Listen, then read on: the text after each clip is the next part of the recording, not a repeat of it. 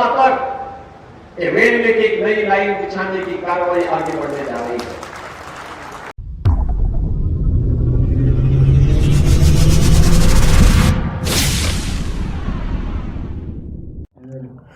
नमस्कार, मैं यशडी गिरी। स्वागत है आप सभी का यशडी न्यूज 9। खबर यूपी के महाराजगंज से है, जहां मुख्यमंत्री योगी आदित्यनाथ ने शनिवार को महाराजगंज जिले के नौतनवा विधानसभा क्षेत्र में रोहिन बैराज परियोजना का लोकार्पण करते हुए क्षेत्रवासियों को बड़ी सौगात दी है। इस मौके पर उन्होंने कुल 654 करोड़ रुपए की लागत से बनी 629 विकास परियोजनाओं का लोकार्पण किया। ये परियोजनाएं जिले के सर्वांगीण विकास को गति देने वाली हैं और जन सुविधाओं के विस्तार में अहम भूमिका निभाएंगी। मुख्यमंत्री ने अपने संबोधन में कहा कि सरकार का उद्देश्य हर क्षेत्र का समावेशी विकास करना है। रोहिन बैराज के लोकार्पण से किसानों को सिंचाई में सहूलियत मिलेगी और जल संरक्षण को भी बढ़ावा मिलेगा। उन्होंने अभी बताया कि सरकार लगातार ग्रामीण और शहरी क्षेत्रों में अधोसंरचना के विकास पर बल दे रही है। मुख्यमंत्री ने अधिकारियों को निर्देश दिया कि जनता को सरकारी योजनाओं का सीधा लाभ दें और विकास कार्यों की गुणवत्ता में कोई समझौता ना करें। उन्होंने कहा कि सबका साथ सबका विकास के मंत्र को लेकर प्रदेश सरकार आगे बढ़ रही है। संशोधन अधिनियम पारित किया है और वक्फ बोर्ड के नाम पर जमीनों पर कोई डकैती नहीं डाल सकता, लूट खसोट नहीं हो सकती है, चौराहे की जमीनों पर कोई कब्जा नहीं कर सकता है। अब सार्वजनिक संपत्ति जो भी होगी, जो राजस्व की भूमि होगी, उसका उपयोग विद्यालय बनाने में, चिकित्सालय बनाने में, कॉलेज बनाने में, मेडिकल कॉलेज बनाने में, ऐसे बैराज बनाने में, गरीबों के लिए आवास बनाने में ही उसका उपयोग होगा। किसी बोर्ड के नाम पर लूट खसोट हमेशा के लिए लगाम लगाने का काम किया है। वक्फ बोर्ड संशोधन अधिनियम पारित होने के कारण अब ये मनमानेपन पर लगाम लगेगी। मैं इसके लिए प्रधानमंत्री मोदी जी का, गृह मंत्री अमित शाह जी का हृदय से आभार व्यक्त करता हूं, क्योंकि उत्तर प्रदेश में भी लाखों एकड़ लैंड वक्फ बोर्ड के नाम पर नाजायज तरीके से कब्जा करने का काम हुआ था। इसमें किसी गरीब का कल्याण नहीं हो रहा था, चंद लोगों के लूट का एक माध्यम बन गया था। इस लूट पर अब लगाम लगेगी, सख्ती से लगाम लगेगी और उसी लगाम के क्रम में आज हम सब आपके बीच यहां पर आए हैं। बहनों और भाइयों, आपने अच्छा विधायक दिया, पैरवी की, आपने अच्छा सांसद दिया, कार्य आगे बढ़ा। आज यहां पर रोहिन नदी का बैराज बन गया, 16,000 अन्नदाता किसान लाभान्वित होंगे। और मैं भी यहां के विधायक जी से कह रहा था, जिला प्रशासन से भी कह रहा था, इसके आसपास पूरी एक बहुत अच्छी वाटर बॉडी बनेगी।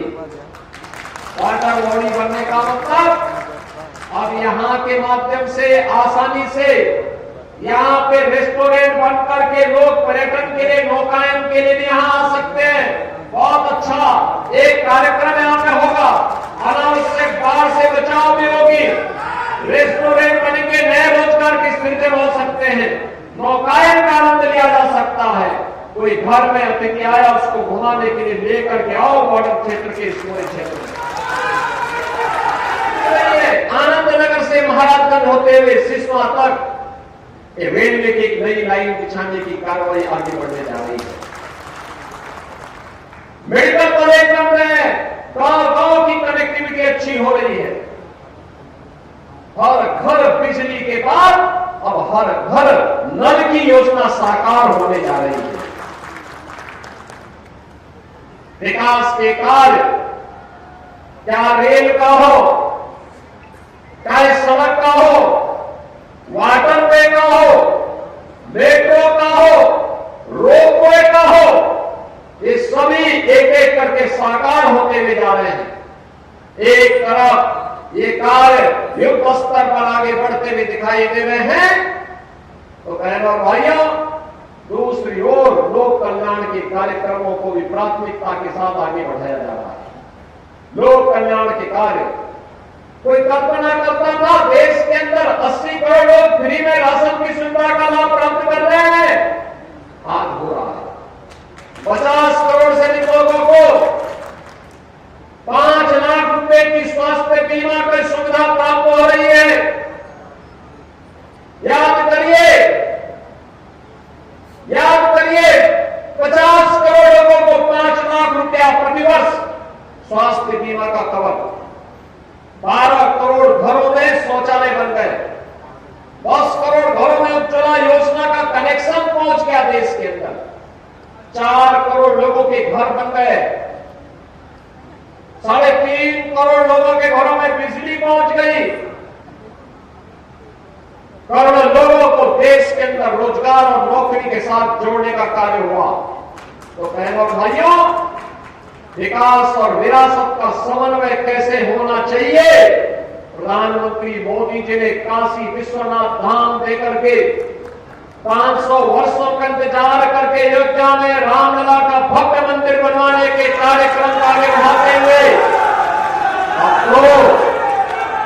अब तो महाकुंभ को पूरी दुनिया देख करके भौचक रह गई कि 66 करोड़ लोग महाकुंभ का दर्शन कर रहे हैं। यह भी केवल भारत कर सकता है, केवल भारत कर सकता है।